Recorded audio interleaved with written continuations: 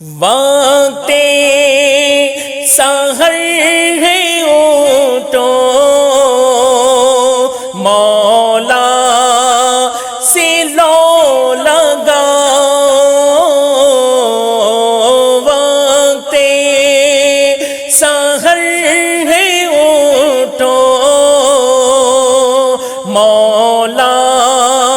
سے لو لگاؤ، جواد دے رہا ہے انعام جاویدانہ، جواد دے رہا ہے انعام جاویدانہ۔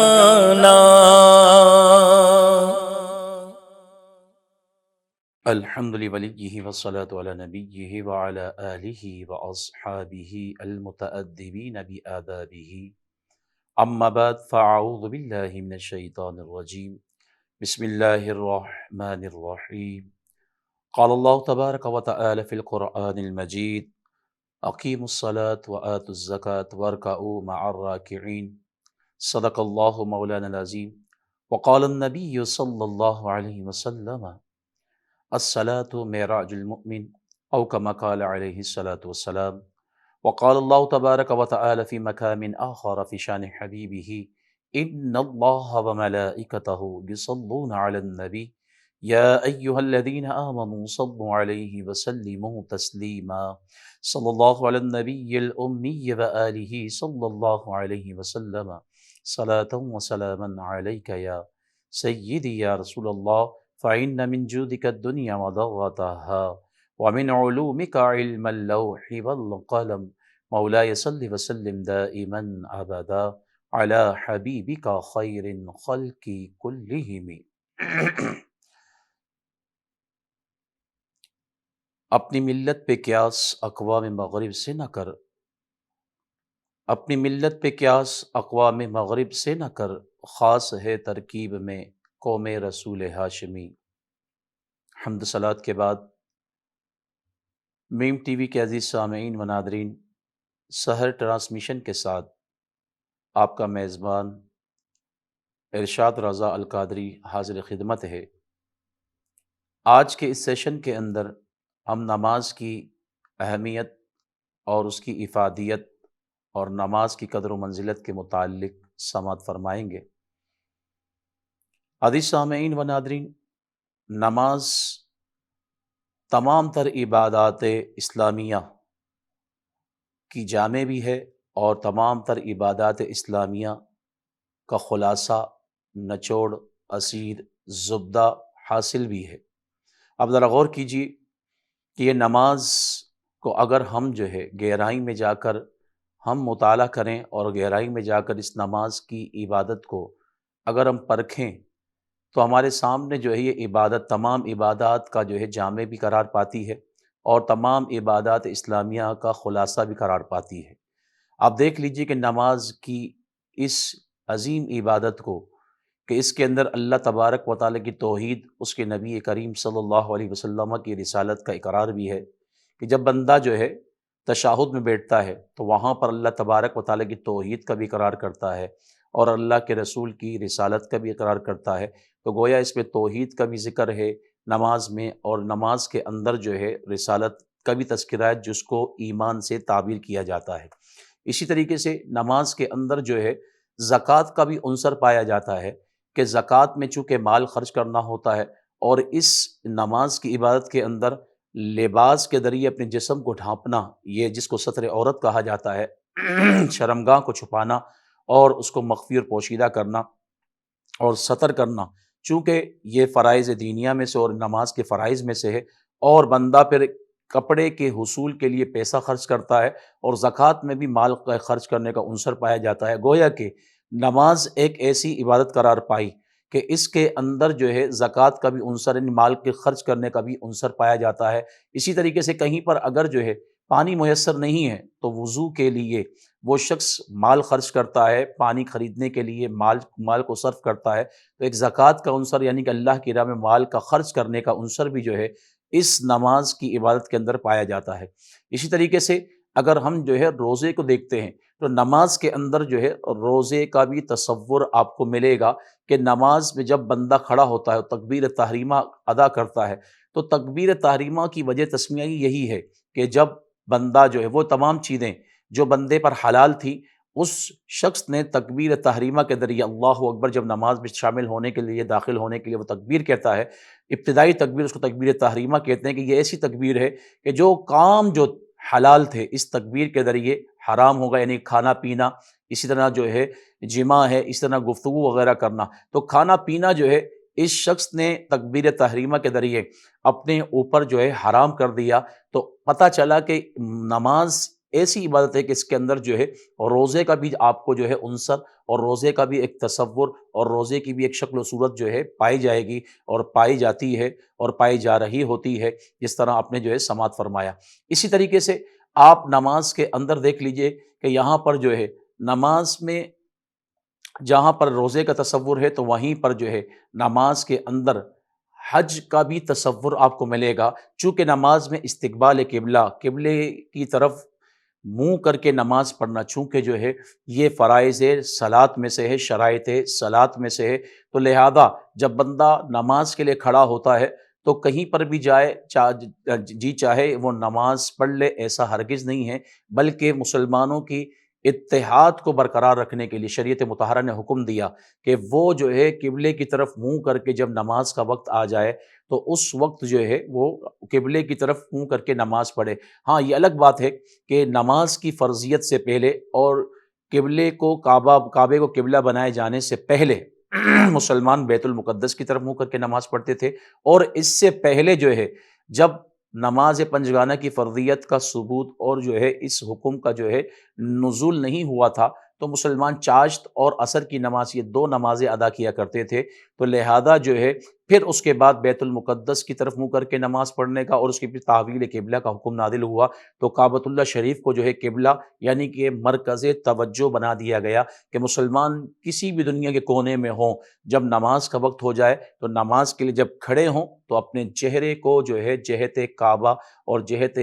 قبلے کی طرف کریں گے، جہت کعبہ کی طرف کریں گے، تو یہ ایک کعبے کی طرف منہ کر کے نماز پڑھنے کے اندر جو ہے ایک حج کا عنصر بھی جو ہے پایا جاتا ہے۔ اسی طریقے سے ایک بندہ جو ہے اس نماز کی حالت کے اندر تمام تر جو ہے موانع یعنی کہ منہیات شرعیہ اس سے جو ہے بچا ہوا ہوتا ہے، نفس سے وہ جہاد کر رہا ہوتا ہے، تو لہذا جو ہے اس نماز کے اندر جہاد کا بھی عنصر پایا جاتا ہے۔ ذرا غور کیجئے، ایک ہی عبادت کے اندر آپ دیکھ رہے ہیں کہ یہاں پر جو ہے توحید باری تعالیٰ اور جو ہے رسالت مآب صلی اللہ علیہ وسلم کا اقرار بھی پایا جا رہا ہے، زکوٰۃ کا بھی عنصر ہے، اسی طریقے سے اس کے اندر جو ہے روزے کا بھی عنصر پایا جا رہا ہے، حج کا عنصر بھی پایا جا رہا ہے، جہاد کا بھی عنصر پایا جا رہا ہے۔ گویا کہ ذرا دیکھا جائے تو بظاہر یہ ایک عبادت نظر آتی ہے، لیکن حقیقت میں یہ تمام تر عبادات اسلامیہ اور تمام تر جو ہے عبادت اسلامیہ کا خلاصہ اور جو ہے جامع ہے۔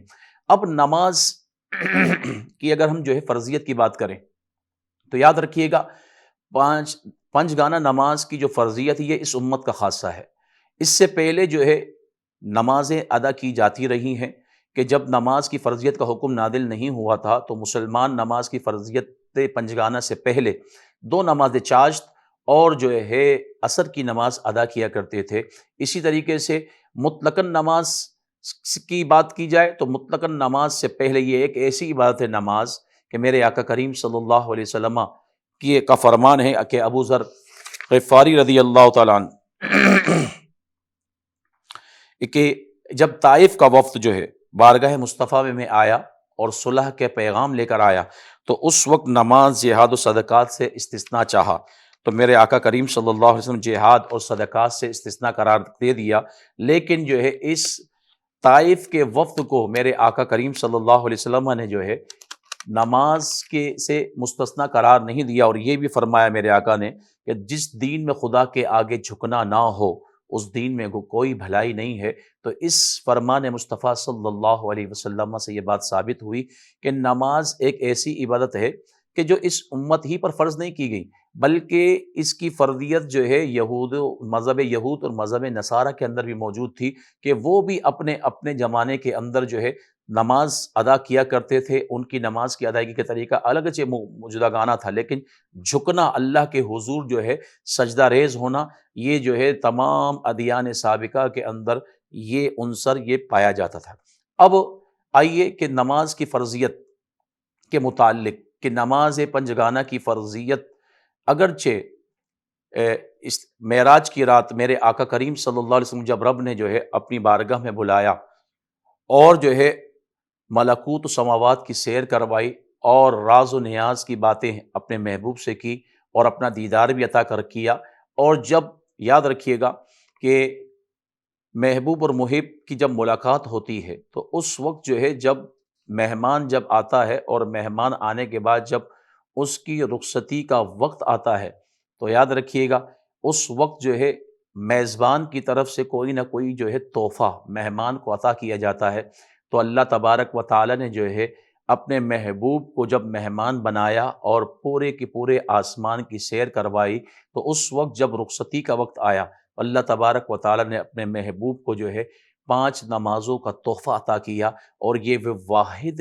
عبادت ہے کہ آپ جو ہے زکوٰۃ، روزہ اور حج کو دیکھ لیجئے، ان کی فرضیت زمین پر ہوئی ہے۔ نماز ایک ایسی عبادت ہے جس کی فرضیت جو ہے آسمان پر کی گئی ہے۔ تبھی تو میرے آقا کریم علیہ الصلوۃ والسلام کا فرمان ہے کہ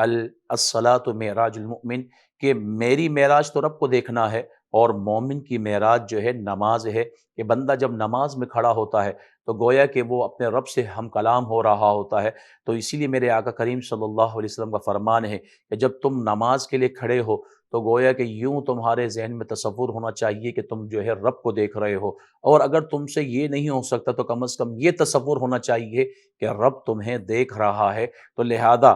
نماز کو جو ہے مومن ایمان والے کی معراج قرار دیا گیا، کہ اس نماز کی عبادت کے ذریعے اللہ تبارک و تعالیٰ کا بندہ جو ہے قرب حاصل کرتا ہے، اور یہی وجہ ہے کہ قرآن مجید فرقان حمید کے اندر اس عبادت کا 90 سے زائد مقامات پر مختلف سیغوں کے ساتھ جو ہے تذکرہ فرمایا گیا۔ اقیم الصلاۃ یا مختلف صورتوں میں جو ہے اللہ تبارک و تعالیٰ نے جو ہے اس نماز کو بیان فرمایا ہے، اور پھر جو ہے نماز کی اہمیت اور اس کی قدر و منزلت تو دیکھیے کہ یہ ایسی عبادت ہے، ایسی جامع عبادت ہے کہ مرد ہو یا عورت ہو، غریب ہو یا امیر ہو، بوڑھا ہو یا جوان ہو، تندرست ہو یا صحت مند ہو یا جو ہے بیمار ہو، ہر شخص پر مسافر ہو یا مقیم ہے، ہر شخص پر جو ہے اس نماز کو فرض قرار دے دیا گیا ہے، کہ اس میں بلا استثناء، آپ ذرا غور کیجئے، مرد و خواتین ہو، بوڑھے اور جو ہے جوان، مرد اور آقا اور غلام کی بات آئے، اسی طرح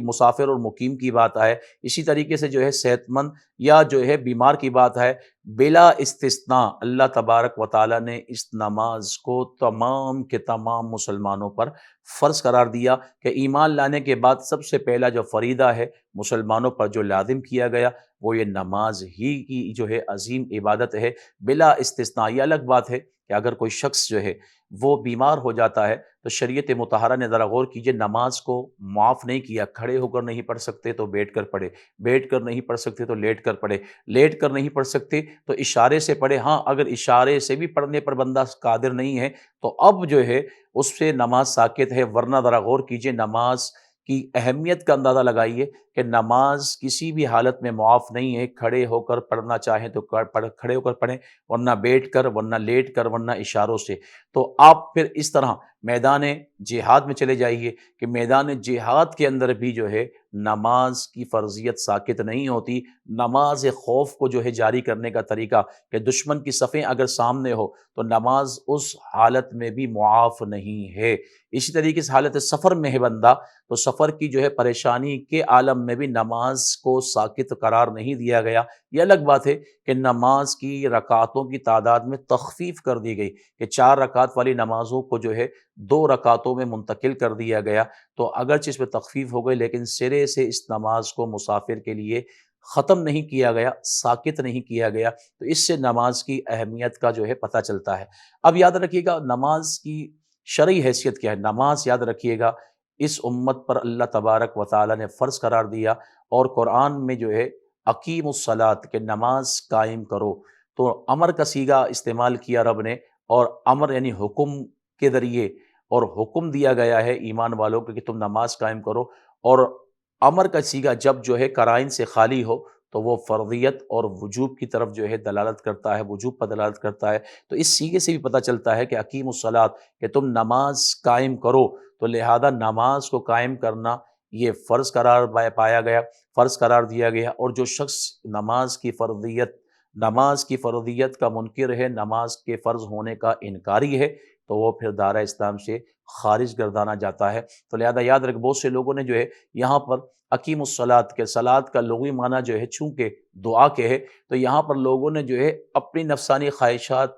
کے جو ہے تابع ہو کر اور اس سے مغلوب ہو کر یہاں پر اس لفظ صلاۃ کی جو ہے اپنے انداز میں جو ہے تعبیر کی، اس کی تعویل کی، ہو کہا کہ اس سے مراد جو ہے ذکر کو قائم کرنا ہے، کیونکہ صلاۃ کا معنی ہے دعا اور ذکر کے آتا ہے، تو لہذا رب نے جو ہے دعا اور ذکر کو قائم کرنے کا حکم دیا ہے۔ یاد رکھیے گا یہ حکم شرعی ہے، اور یہ مسئلہ سماعت فرما لیجئے کہ امت کا جس مسئلے پر اجماع ہو جائے، اب اس کا خلاف کرنے والا دائرہ اسلام سے خارج ہو جاتا ہے۔ قرآن میں اگرچہ لفظ صلاۃ استعمال ہوا اور اس کا لغت کے اندر معنی جو ہے دعا کے آتا ہے یا ذکر کے آتا ہے، لیکن اس امت کے اندر چاہے وہ جوان ہو، بوڑھا ہو، مرد ہو، عورت ہو، یہاں تک کہ بچے ہیں، وہ بھی لفظ صلاۃ نماز کا لفظ جب ان کی سماعتوں سے ٹکراتا ہے تو اب جو ہے ایک خاص عبادت کا تصور ان کے ذہنوں میں آ جاتا ہے کہ نماز سے جو ہے یہ مراد ہے کہ جس کے اندر قیام ہے، قرات ہے، رکوع ہے، سجود ہے، قعدہ اخیرہ ہے، تو ایک خاص تصور جو ہے نماز کے لفظ کو سننے کے بعد تمام تر مسلمانوں کے ذہنوں میں آتا ہے۔ تو اب اس اجماع کا جو خلاف کرے گا تو وہ دائرہ اسلام سے پھر خارج گردانا جائے گا اور خارج قرار دیا جائے گا۔ اب نماز کی اہمیت کو ذرا سماعت فرمائیے کہ نماز پڑھنے والا چونکہ اللہ کا دوست قرار پاتا ہے، اور پھر جو ہے نماز کی فضیلت کس قدر جو ہے عرفہ و اعلیٰ ہے کہ یہاں پر قرآن مجید فرقان حمید کی سورہ ہود آیت نمبر 114 میں اللہ تعالیٰ ارشاد فرماتا ہے وَأَقِمِ الصَّلَاةَ طَرْفَيِ النَّهَارِ وَزُلَفًا مِنَ اللَّيْلِ إِنَّ الْحَسَنَاتِ يُذْهِبْنَ السَّيِّئَاتِ ذَلِكَ ذِكْرَى لِلذَّاكِرِينَ کہ تم نماز کو قائم کرو دن کے دونوں طرف میں، اور جو ہے رات کے کچھ حصے میں، بے شک نیک کام مٹا دیتے ہیں برے کاموں کو، یہ ایک نصیحت ہے نصیحت ماننے والوں کے لیے۔ ذرا غور کیجئے، علماء مفسرین نے یہاں پر قلم چلایا اور اس بات کو لکھا کہ یہاں پر نماز گزشتہ گناہوں کا کفارہ ہو جاتی ہے، تو لہذا یہاں پر نماز کے متعلق قرآن نے ارشاد فرمایا ان الحسنات کہ حسنات کا لفظ اگرچہ نماز کے ساتھ ساتھ روزہ ہے، حج ہے، زکوٰۃ ہے، صدقہ ہے، دیگر جو ہے نیک کام کو شامل ہے،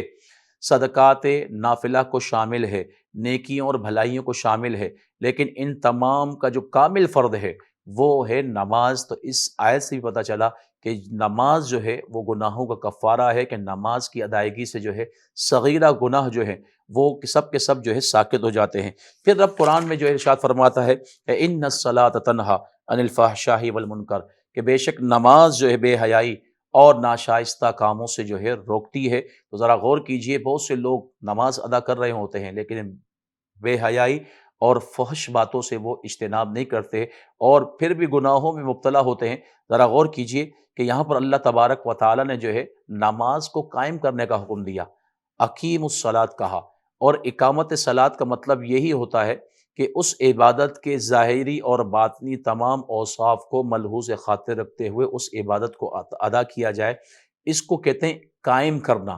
ایک ہے کسی کام کا کرنا، تو یہاں پر رب نے اقیم الصلاۃ کہا، افعلوا الصلاۃ کہ تم نماز کا فعل کر لو، نماز کا عمل کر لو، یہ نہیں کہا، بلکہ اقامت صلاۃ کا حکم دیا گیا۔ اور جب اقامت صلاۃ کی جائے یعنی کہ اس کے ظاہری اور باطنی تمام تر جو ہے اوصاف کو ملحوظ خاطر رکھتے ہوئے اور تمام تر جو ہے اس کے تقاضوں کو پورا کرتے ہوئے بندہ جب جو ہے نماز کے لیے اس بارگاہ رب العالمین میں کھڑا ہوتا ہے تو یقیناً پھر ایک وقت ایسا آتا ہے اور ایک وقت ایسا آئے گا کہ یہ بندہ اگرچہ نماز کی ادائیگی سے پہلے بے حیائی اور برے کاموں کے اندر مبتلا تھا، لیکن اللہ تبارک و تعالیٰ اس نماز کی برکت سے اس کو جو ہے بے حیائی اور برے کاموں سے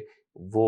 روک دے گا۔ تو نماز ایک ایسی عبادت ہے جس کی فرضیت اللہ نے آسمانوں میں فرمائی اور زمین والوں پر اس کو فرض کی گئی۔ نماز دین کا ستون ہے، نماز مومن کی معراج ہے، نماز دلوں کا سکون ہے۔ اللہ تبارک و تعالیٰ کی بارگاہ میں دعا ہے کہ مولا کریم ہمیں